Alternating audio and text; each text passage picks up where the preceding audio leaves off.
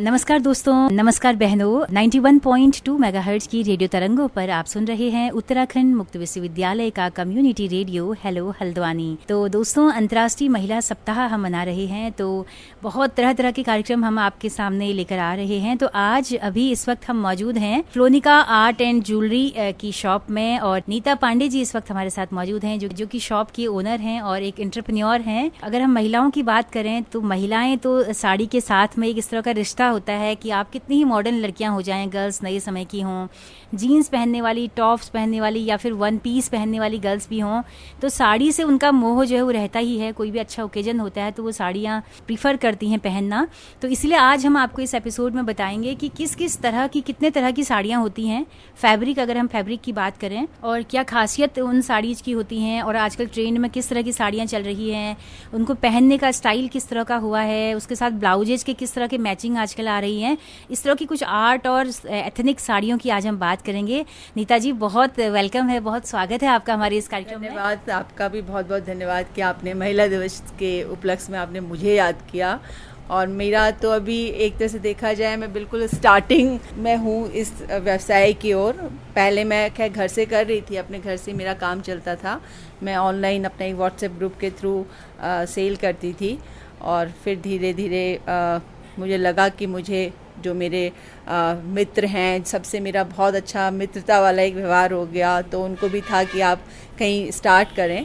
तो मैंने ये रामपुर रोड में अपना फ्लोनिका साड़ीज़ एंड आर्ट ज्वेलरी करके बुटीक ओपन किया है। तो नीता जी, ये जो आपने बुटीक जो खोले हैं ना, या फिर आजकल मतलब बुटीक्स के जो भी ट्रेंड रहे हैं, मुझे लगता है कि जो थोड़ा सा हट के पहनने वाली जो महिलाएं हैं, उनके लिए एक नया मंच आपने दिया है। नहीं तो सामान्यतः बाज़ारों में जो साड़ियाँ मिलती हैं, अगर बुटीक्स ना होते तो ये एक डिफरेंट जो स्टाइल है वो शायद नहीं होता, मुझे लग रहा है, या फिर बहुत मशक्क़त करनी पड़ती है उन लोगों को उन साड़ियों तक पहुंचने के लिए।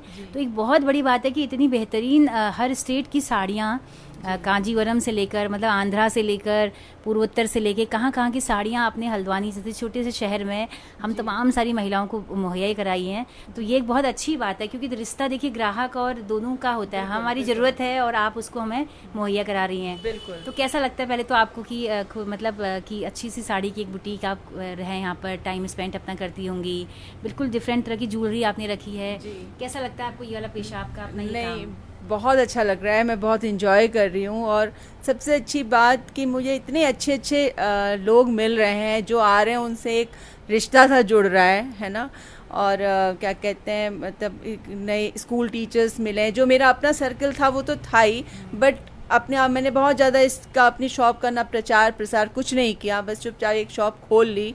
और पर लोग देख के आ रहे हैं और उनको चीज़ें पसंद आ रही हैं। और मेरी कोशिश थोड़ी ये है कि एक तो मैं डायरेक्ट वीवर जो साड़ी बनाते हैं, बुनते हैं, उनसे मैं साड़ीज़ लेके आती हूँ। और मेरा एक मोटिव ये है कि जो बुनकर हैं, जो हैंडलूम वीवर्स हैं स्पेशली, तो उन लोगों की वैसे देखा जाए तो माली हालत बहुत बहुत ख़राब है। जितनी वो मेहनत करते हैं, जितना उनको वो मार्केट या जो चीज़ उनको मिलनी चाहिए वो नहीं मिल पाता।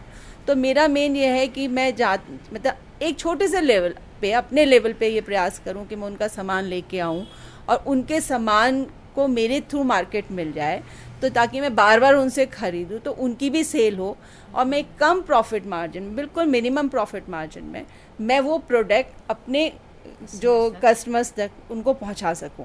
क्योंकि मार्केट में बहुत सारी चीज़ें हैं, है ना। तो काफ़ी चीज़ें, अब मेरे को जो फीडबैक मिला है, जो मेरे कस्टमर हैं वो ही आके मुझे बोलते हैं, क्योंकि मेरा शॉप जो है वो मार्केट से बिल्कुल एक अलग साइड में है, रामपुर रोड साइड में पड़ता है। तो कस्टमर आके मुझे फीडबैक देके जा रहे हैं। किस तरह के कस्टमर्स हैं आपके, थोड़ा उनकी वैरायटी? मेरे पास ज़्यादातर तो वर्किंग लेडीज़ हैं, स्कूल टीचर्स हैं, अपने ओपन यूनिवर्सिटी के काफ़ी लेक्चरर्स यहाँ आए, और मुझे बहुत अच्छा लगा है सबसे मिलके। मेडिकल कॉलेज की कोई यंगस्टर्स आके मुझसे जुड़े हैं, और आस पड़ोस का जो भी क्राउड है यहाँ पे, बहुत अच्छा क्राउड है, बहुत नए नए लोगों से मिल रही हूँ, तो बड़ा मज़ा आ रहा है। मतलब दिल का रिश्ता उन लोगों के संग बन रहा है, तो बहुत अच्छा लग रहा है। और सबसे अच्छी बात, उनका बिहेवियर भी बहुत अच्छा है, वो बहुत अप्रिशिएट करके जा रहे हैं, उनको चीज़ें पसंद आ रही हैं। कस्टमर कंपेयर कर रहा है मार्केट से मेरे को, तो सबसे अच्छी चीज़ ये है कि मुझे बहुत ज़्यादा ये कहना नहीं पड़ा। जो चीज़ें थोड़ी यूनिक लग रही हैं, उनको चमचमाहट से हटके चीज़ें मिलेंगी, थोड़ा अलग क्लासी टाइप की चीज़ें मिलेंगी। अभी तक मैंने अपनी चॉइस की चीज़ें रखी हैं, आगे आगे मैं चाहती हूँ कि मैं कस्टमर भी मेरे को डिमांड दें कि उनकी चॉइस क्या है, तो मैं वो भी पूरा कर सकूं, ये प्रयास। जैसे कि अभी आपके वुलन के ब्लाउज बहुत पॉपुलर हुए, काफ़ी सारे सर्कुलेट हुए यहाँ से जी। तो अमूमन हम देखते थे कि वुलन की ब्लाउज पहले से बुजुर्ग महिलाएं पहना करती थी और वो उसी स्टाइल के थोड़ा सा बने होते थे। बाद में हमने देखा कि नैनीताल वुलन इस तरह की शॉप्स में जो है थोड़ा सा स्टाइलिश गले के आए, लेकिन आपने जो रखे हैं वो बिल्कुल स्ट्रेचेबल और यंगस्टर्स भी उसको बहुत अप्रिशिएट कर रहे हैं, उसको टॉप की तरह भी पहना जा रहा है। बिल्कुल बिल्कुल, ये भी मेरे पास अभी नया ही कलेक्शन आया था, तो ट्रायल बेसिस पे मैंने शुरू में मुश्किल से 25-30 पीस मंगाए, पर उसका रिस्पांस बहुत अच्छा रहा, क्योंकि वो ब्लाउज़ तो हैं ही अपने में, हर साड़ी के संग उसकी फिटिंग बहुत अच्छी है, फैब्रिक बहुत सॉफ्ट है, और उसको आप as a top, crop top की तरह भी यूज़ कर रहे हैं, तो यंगस्टर्स जो जीन्स के संग भी पहन ले रहे हैं, ऊपर से जैकेट डाल दे रहे हैं, तो उनको उसमें भी बहुत स्मार्ट लग जा रहा है। एंड यंग्स जो लेडी हैं, जैसे हम ही लोगों के एज ग्रुप के थे, हम अवॉइड करते थे वुलन ब्लाउज़ की ओर, क्योंकि अधिकतर हैंड निटेड रहेंगे, तो बड़ा लगता था यार साड़ी हमारी मतलब स्मार्टनेस ख़त्म हो रही है। बट इसके संग कैरी करने में बहुत अच्छा लगा। इनफैक्ट मेरे कस्टमर लौट के आए, उन्होंने दोबारा से मुझे ऑर्डर दिए हैं, बुक करा के ही चीज़ें गए हैं कि आप लेके आओगे तो हमारे लिए पीस रख देना, तो बहुत अच्छा रिस्पांस मिला जी। अनीता जी, जैसे पहले से हम साड़ी पे तो बहुत ध्यान देते थे कि अच्छी साड़ी लेनी है, लेकिन ब्लाउज हमारे वही 2x2 रूबिया के होते थे और वो एक खास स्टाइल सिलने का उनका होता था, खास पैटर्न, बस वो कॉमन था। साड़ी कितनी महंगी पहने, ब्लाउज सामान्य होता था जी। लेकिन अभी क्या ट्रेंड है? अभी तो मतलब इतना ट्रेंड है कि मैं तो शायद एक टॉक में आपको नहीं एक्सप्लेन कर पाऊँगी, बट क्योंकि अभी हमारा स्टाइल बहुत ज़्यादा चेंज हुआ है। आजकल प्रिंटेड ब्लाउज का बहुत क्रेज़ है, प्रिंटेड में भी कलमकारी है, इक्कत है, बागरू है, बहुत टाइप के डिज़ाइंस आ गए हैं, जयपुरी प्रिंट आ गया है, एम्ब्रॉयडरी है। आप वेस्ट बंगाल की साइड जाएंगे तो वहाँ काथा स्टिच के ब्लाउज पीस अलग से मिलेंगे, तो आप मिक्स एंड मैच करके उसको कैरी कर सकते हैं, क्योंकि अब सेम एक जैसा ही ब्लाउज पहनने का भी फैशन नहीं रहा। लोग साड़ी सिल्क की होगी तो उसके संग कॉटन का ब्लाउज प्रिंट के संग कैरी करना पसंद कर रहे हैं, लिलन के संग प्रिंटेड साड़ी है तो प्लेन ब्लाउज पहनेंगे, प्लेन ब्लाउज साड़ी है तो प्रिंटेड ब्लाउज पहनेंगे, तो बहुत स्टाइल आ चुका है। और ब्लाउज की सिलने का स्टाइल बहुत चेंज हुआ है, बहुत, मतलब उसकी डिज़ाइनिंग की तो आप बात ही मत करिए, क्योंकि इतने टाइप्स ऑफ डिज़ाइन आ चुके हैं कि मतलब कितनी बार तो टेलर के पास जाके कस्टमर कंफ्यूज है कि वो क्या बनाए, और कितनी बार कस्टमर के पास इतने डिज़ाइन है कि टेलर नहीं बना पा रहे हैं क्योंकि एक तो ऑनलाइन आजकल जो एक्सपोजर हुआ है चीज़ों का, पूरा वर्ड के हमको डिज़ाइन दिख रहे हैं, और उसको मिक्स एंड मैच करके कैरी करना, वो सारी चीज़ें, उससे बहुत फ़र्क पड़ा है। मतलब कस्टमर्स भी फिनिशिंग की मांग अच्छी कर रहे हैं कि अच्छा फिनिशिंग हो, गले की है। बिल्कुल बिल्कुल, फिनिशिंग अच्छी हो, उसका ओवर और लुक स्मार्ट आए, क्योंकि अब साड़ी भी एक आपका स्टाइलिश ड्रेस बन चुकी है। साड़ी ये नहीं कि सिंपल हम पहले ऐसे मान लेते थे लपेट के चलेगी, उसमें भी अलग अलग स्टाइल है। यंगस्टर्स को देखिए, उनका एक अलग कलेक्शन जाएगा, है ना। और मतलब जो मेरे पास साड़ी है वो तो हर एज ग्रुप के संग फिट होती है, चाहे वो यंग हो, चाहे वो ओल्ड एज हो, वो मिडिल एज हो, क्योंकि मैं ज़्यादातर ये सिल्क की साड़ी और हैंडलूम साड़ी पे मेरा ज़्यादा फोकस है, और हैंडलूम को ही मैं प्रमोट भी ज़्यादा करना चाहती हूँ, चाहे वो कॉटन हो चाहे वो सिल्क हो।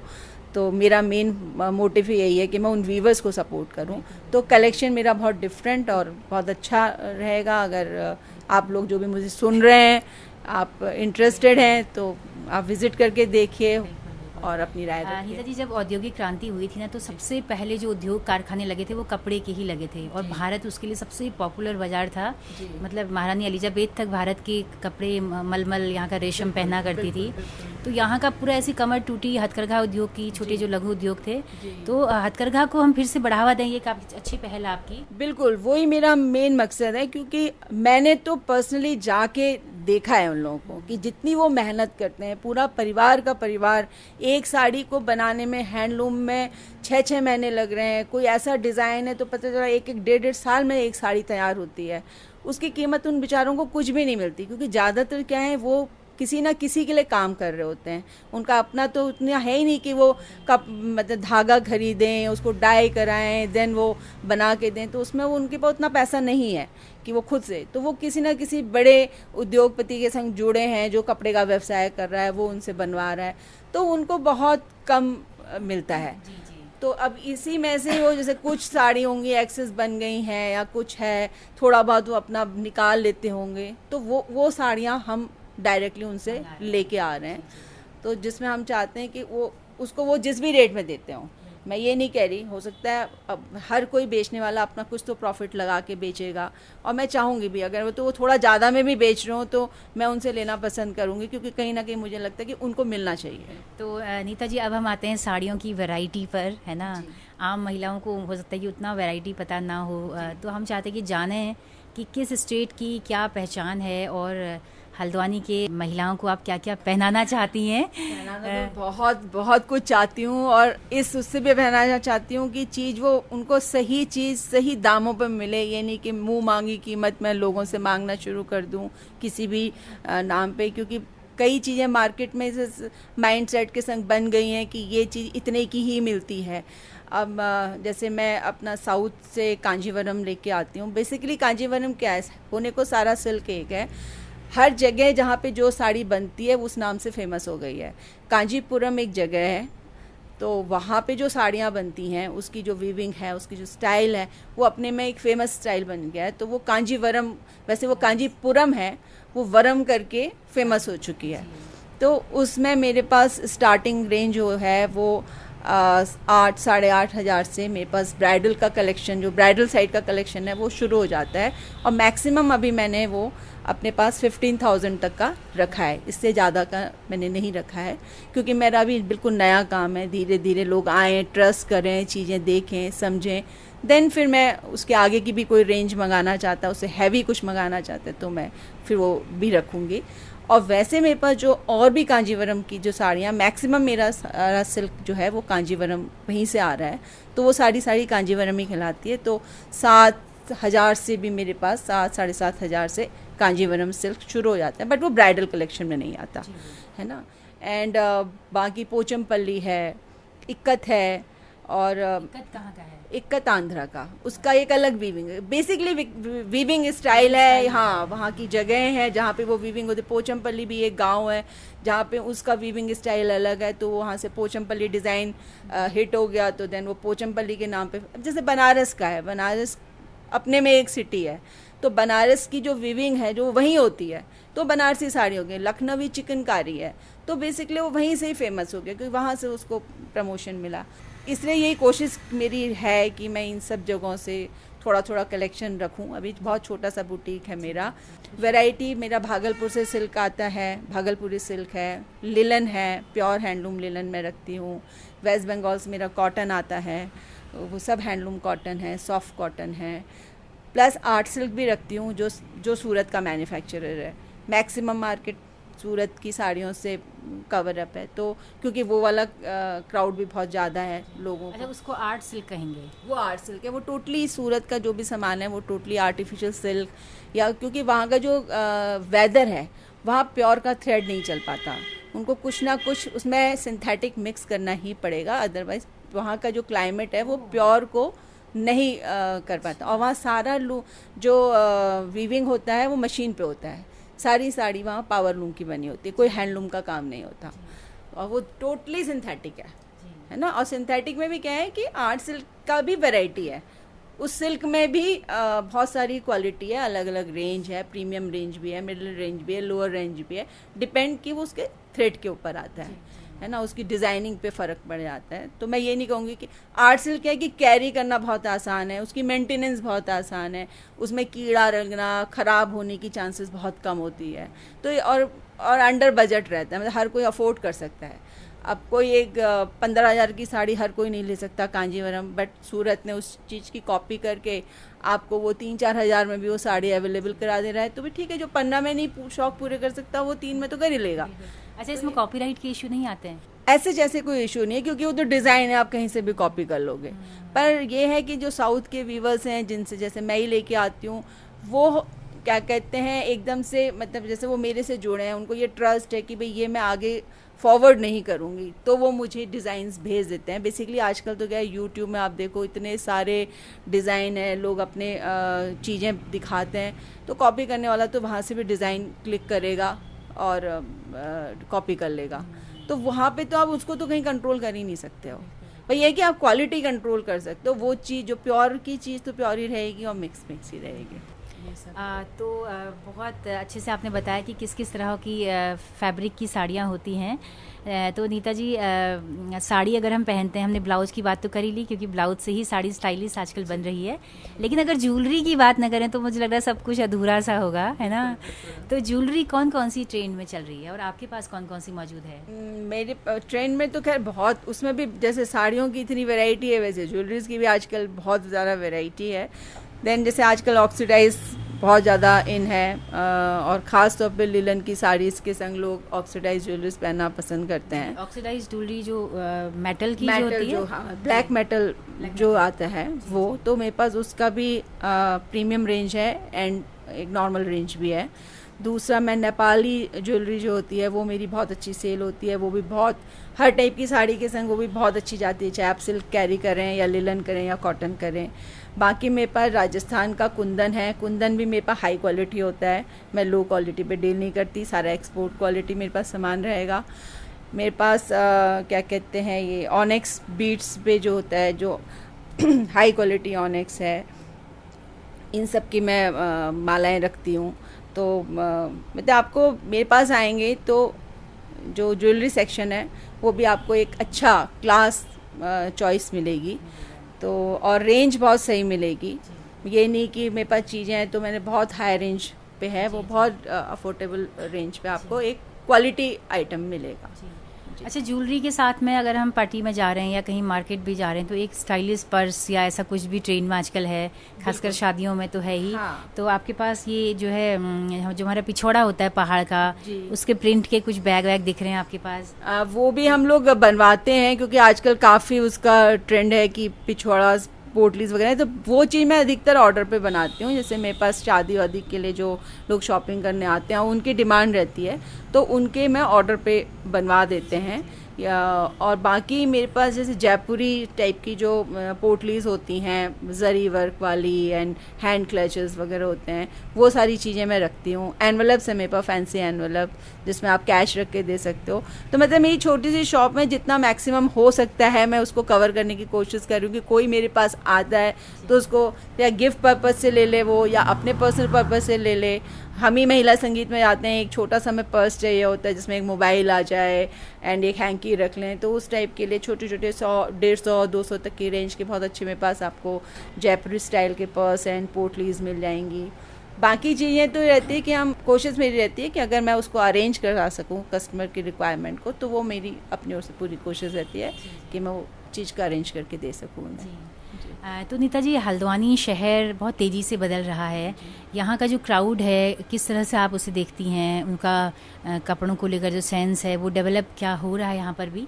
नहीं, बहुत बहुत ज़्यादा डेवलप हो रहा है और बहुत खुशी हो रही है मुझे, क्योंकि जिस चीज़ के लिए हम पहले शायद तक दिल्ली भागते थे, चाहे वो वेस्टर्न फैशन हो, चाहे वो इंडियन फैशन हो, सूट्स हों एंड साड़ीज़ हों, वो आज सारी चीज़ें हमको अपने शहर में देखने को मिल रही हैं। और एक से एक ब्रांड के शोरूम्स खुल रहे हैं, अच्छे अच्छे बुटीक्स खुल रहे हैं, लोगों का टेस्ट चेंज हो गया है। वो बहुत सारे जो आज की जनरेशन है वो बाहर के बहुत सारे फैब्रिक से इंट्रोड्यूस हैं। मतलब कई चीज़ें तो मैं शुरू में लगता था कि पता नहीं लोगों को पता है या नहीं है। कॉटन की साड़ी, क्योंकि नॉर्मली जो मार्केट में पहले देखते थे 200, 250, 300, 500 से ज़्यादा की कोई कॉटन की साड़ी इमेज ही नहीं कर पाता था कि सूती साड़ी मतलब धोती की रेंज में आ जाता, हाँ धोती हो जाती थी वो।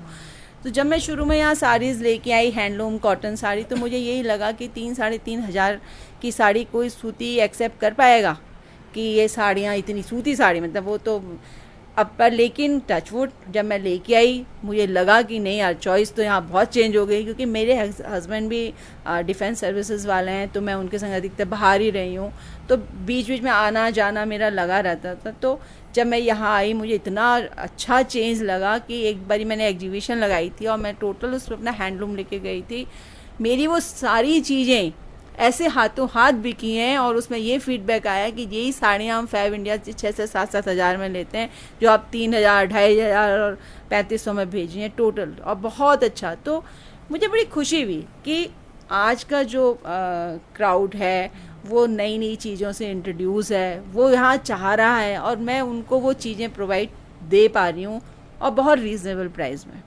तो मेरी पूरी कोशिश यही है और दिल से ये इच्छा है कि जो भी इस टाइप के टेस्ट के हैं वो एक बार मेरी शॉप में विज़िट ज़रूर करें। आप लें ना लें, ये आपकी इच्छा है, पर एक बार आप चीज़ें देख जाएं और कुछ आपकी अपनी चॉइस हो तो वो ज़रूर मुझे बता के जाएं। जी बिल्कुल। तो काफ़ी सारी बातें हो गई, हमारे तमाम लिसनर्स मुझे लग रहा है कि एंजॉय कर रहे होंगे, इतनी अच्छी अच्छी बातें हैं, है ना। खासकर महिलाएं तो ढूंढती हैं इस तरह की शॉप्स कहाँ हैं करके। तो आप लोग दोस्तों ज़रूर आएँ, एक बार देखें और टेस्ट बदलें, जिन्होंने नहीं बदला है वो थोड़ा सा हट के बनना सीखें। तो अंत में चलते चलते नीता जी, आपकी ये जो मुस्कुराहट है, आपका जो ये जो आप अंदर से एकदम जीवंत और बिल्कुल जीवट हैं, बहुत ज़्यादा हंसते रहती हैं हमेशा। जैसे कि चीनी कहावत एक है ना कि अगर आपका चेहरा मुखमंडल आपका मुस्कुराता हुआ ना हो तो आपको दुकान नहीं खोलनी चाहिए। लेकिन आप जो है वो हमेशा आपकी चेहरे में मतलब मुस्कुराहट दिखती है। तो क्या राज है इसका? हमारी तमाम महिलाओं के लिए आप वो खुश रहें, उनके लिए क्या सजेशंस और क्या बस संदेश देंगी? मैं तो बस ये कहूँगी कि आप आइए, आप लें चाहे ना लें, मेरा तो ये है कि बस हम मिलें तो खूब गपशप मारें, एक दोस्ती तो हो ही जानी चाहिए। क्योंकि मैं कुछ थोड़ा सोशल भी हूँ, मुझे अच्छा लगता है सबसे मिलना, बातें करना।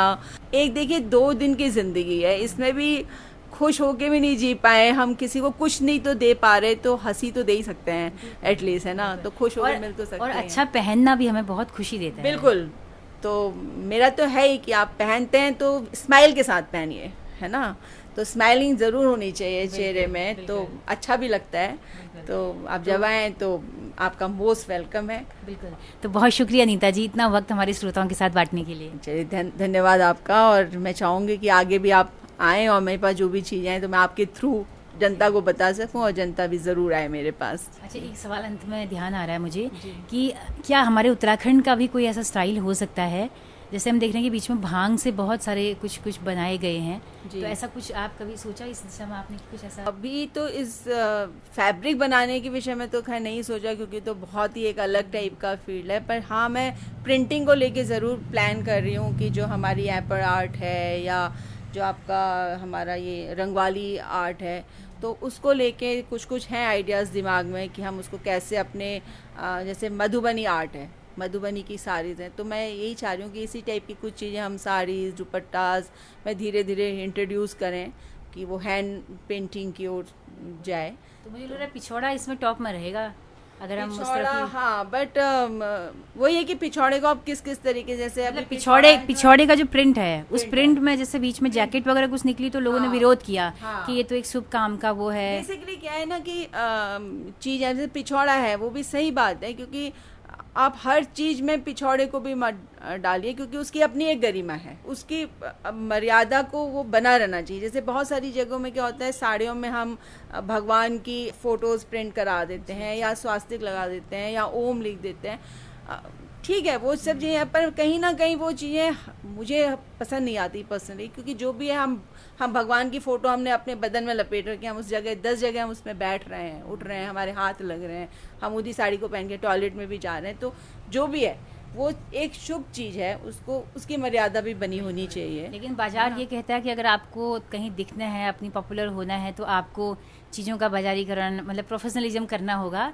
तो अगर हम पिछौड़े के स्टाइल का कुछ उस प्रिंट का कुछ हाँ, मतलब प्रिंट ले सकते हैं। नॉर्मली तो प्रिंट ही ले रहे हैं, क्योंकि मेन उसका बीच का जो एक चीज होती है जिसमें स्वास्तिक है, शंख है, ये है, वो चीजें तो हम अवॉइड कर ही देते हैं। वो चीज लेने में इतना कोई प्रिंट लेने में, पर बस वही है, मैं यही चाहती हूँ कि जैसे ओम है, स्वास्तिक है, ये हमारे थोड़े धार्मिक या शुभ चिन्ह माने हैं, प्रतीक है, तो उनको इस तरीके से यूज़ ना किया जाए। एपड़ी आर्ट है तो आप उसमें आप लक्ष्मी के पैरों को ना लें, है ना, क्योंकि जहाँ हम पैर ले रहे हैं तो कहीं ना कहीं इमेजिनेशन भगवान के चरणों से है, तो हम और उस मतलब सेम कॉम्बिनेशन में और चीज़ें हम ले सकते हैं। अच्छा नीता जी, मार्केट में ना आजकल पिछौड़े भी स्टॉल के अंदाज में भी आने लग गए हैं। बिल्कुल, और वो ज़्यादा अच्छे लग रहे हैं और बड़ा इजी है उसको कैरी करना, क्योंकि बिल्कुल आप सूट के साथ शादी, हाँ, आप उसमें डाल सकते हैं। कितना प्यारा प्यारा फैशन आ रहा है ना बहुत आजकल तो इनफैक्ट साड़ियों के संग जैसे बनारसी साड़ियाँ वो विद स्टोल साड़ीज आ रही हैं, उनके संग भी बनारसी दुपट्टे हैं कि आप एक साइड से पल्ला डाल रहे हैं, एक साइड से आप स्टोल डाल रहे हैं, तो सेम ऐसी चीज़ हम अपने पिछौड़े के संग भी कर सकते हैं कि हम दूसरा कुछ लेने के बजाय अपना पिछौड़ा डाल लें, है ना। तो बातें तो हमारी खत्म ही नहीं हो रही हैं। मज़ा आ रहा है।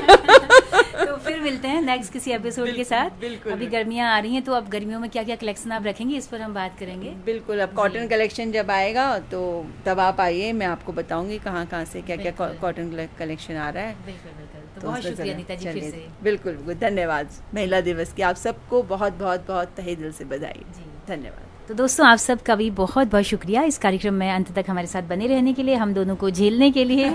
अगर ये बातचीत पसंद आई हो, कुछ नॉलेज में आपका इजाफा हुआ हो, कुछ टेस्ट आपका बदला हो, तो आपका हम फीडबैक चाहेंगे। हमारा यूट्यूब चैनल है हेलो हल्द्वानी नाम से, आपके फीडबैक का इंतजार रहेगा। और जैसा कि हम बताते हैं कि हमारा रेडियो एक सामुदायिक रेडियो है, जिसकी पहुंच रेडियो में केवल हल्द्वानी शहर तक है, लेकिन दूर दराज पहाड़ों में अगर आप सुनना चाह रहे हैं तो हमारे यूट्यूब के जरिए ही आप सुन सकते हैं। तो अपना फीडबैक जरूर दीजिएगा। इसी के साथ अपनी रेडियो मित्र सुनीता भास्कर को दीजिए इजाजत। नमस्कार।